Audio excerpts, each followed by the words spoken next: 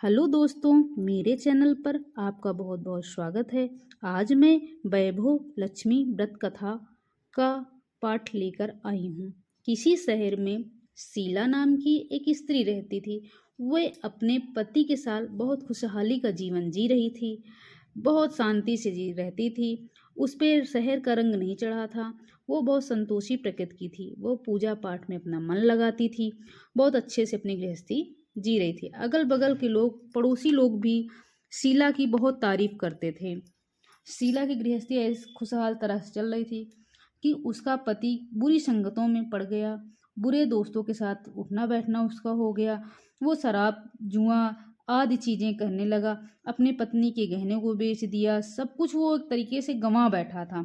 लेकिन शीला अपने पति की यह दशा देखकर बहुत दुखी रहती जरूर थी, पर उसमें अपनी माँ पे, अपने भजन पे, अपनी भक्ति पर इतना विश्वास था कि वो कभी हार नहीं मानी।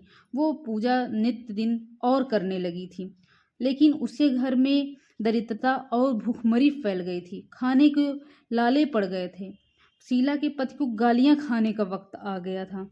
उसका परिवार बहुत दुखी दुखी भर जीवन जी रहा था।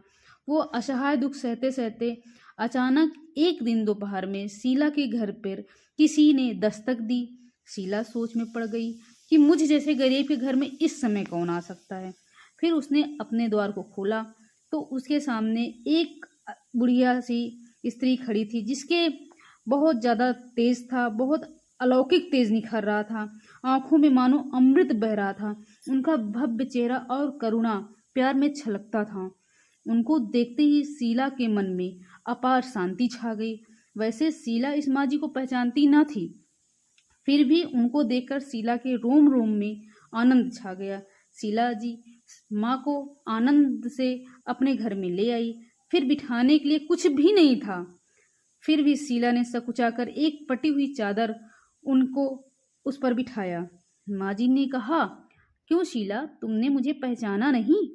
शीला ने सकुचाकर कहा, माँ, आपको देखते ही बहुत खुशी हो रही है, बहुत शांति भी हो रही है। ऐसा लगता है कि मैंने बहुत दिनों से जिसे ढूंढ रही थी वे आप ही हैं, पर मैं आपको पहचान नहीं पा रही हूँ। माँ जी ने हंसकर कहा, क्यों भूल गई? हर शुक्रवार को लक्ष्मी जी के मंदिर में भजन कीर्तन होते हैं, तब मैं वहाँ आती हूँ। वहाँ हर शुक्रवार को हम मिलते हैं। लेकिन इस समय तुम आ नहीं रही हो, इसलिए मैंने सोचा कि क्या दिक्कत हो गई है, इसलिए मैं तुमसे मिलने आ गई हूँ। फिर भी शीला को कुछ याद नहीं आ रहा। शीला माँ जी के सामने, माँ जी की बात सुनकर शीला माँ जी के सामने बिलख बिलख कर रोने लगी। यह देखकर माँ जी शीला के नजदीक गई और बोली, बेटी, सुख और दुख तो धूप और छांव जैसे होते हैं। सुख दुख आता है तो दुख के पीछे सुख भी आता है। धैर्य रखो बेटी। और तुझे क्या परेशानी है? तेरे दुख की बात मुझे सुना, तेरा मन हल्का हो जाएगा और तेरे दुख का कोई उपाय भी मिल जाएगा। माँ जी की बात सुनकर शीला बोली